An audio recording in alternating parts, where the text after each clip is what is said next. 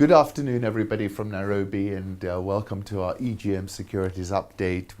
I've got Lawrence here with me. Lawrence, big event over the weekend, Jackson Hole, Wyoming. Tell us a little bit about your takeaways and how it affected the markets. Yeah, so central bankers met in Jackson Hole this Saturday, Wyoming, and they were talking about the current trend in the market, mostly the American economy. So it's very positive, very bullish for the dollar. So market sentiment is very high. If I can just show you that on the Nasdaq, you see that? That is the Nasdaq. That's an all-time high. That's an all-time high. Which is good for our trade. It's good for our trade, yes. Yes. But obviously, this comes with caution from the market, because with good market sentiment also comes inflation. So currently the inflation is at maybe 2%, kind of what the Fed kind of wants it. So the market was asking, are you guys going to raise interest rates because of this? And the response from Powell was yes, but it's going to be kind of gradual. And they're going to kind of base it on data as opposed to policy. So if new data comes out, they might just lower the interest rate again. So right now they're taking a different policy in terms of data as opposed to policy. So data-driven monetary policy. Yes, as opposed to policy-driven. So okay, U.S. equity markets at record highs. Yes. That's been a trend Jobless we've seen. claims, doing very well. What about other instruments?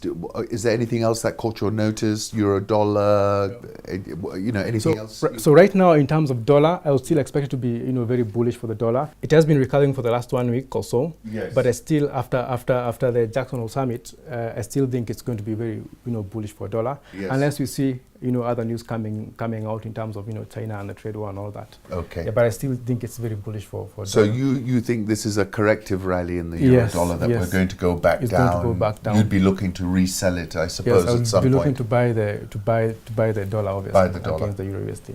Yeah. Now we've got my rand trade, which I believe I'm losing a little bit of money, but I'm so confident about it. Actually, it's still at the same price you bought it at. I want to add something to that. I want to go shorter the rand. Okay, you I want want to buy to more double dollar? the position. Okay, so one lot on buy, another buy. Okay, great. There. And for the Nasdaq. For the Nasdaq, you're persuading me to stay with it, aren't you? You're saying. Yeah, I would stay long. Okay. Kind of see what happens. As a matter of fact, I would add more. You'd add more? Yeah. I'll leave it there. But let's go back finally on oil, because we were short oil and that had quite a strong rally. Yeah, so if you go back to oil, it's in a range. Yes. My stop loss is around this price here. Yeah. So I kind of got hit out and the market retraced. Yes. So we're in this range. So we're on the range of the all-time high of 79 and the current retracement of 70. Okay. So, yeah, what 79, do you think? 70. So first of all, what Lawrence stated, he put a stop loss. That meant that he capped his losses, which is a sensible option in these very fast-moving futures markets.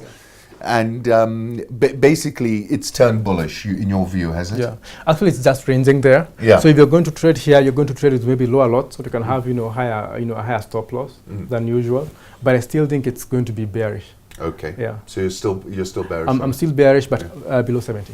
I wouldn't touch it now. Fantastic. Bearish below 70. If it goes past 79, I don't see anything to make it go past the all-time high. Okay. Yeah, unless there's a war in the Middle East. I also don't think that will kind of unless the trade talks with China kind of go well, and this whole trade war thing kind of calms down, and then people see obviously a positive build-up in production from China and Asian countries, then obviously that might push up oil. That is what I'm thinking. Lawrence? Awesome. Thank you for sharing your thoughts. You're welcome. Thank you.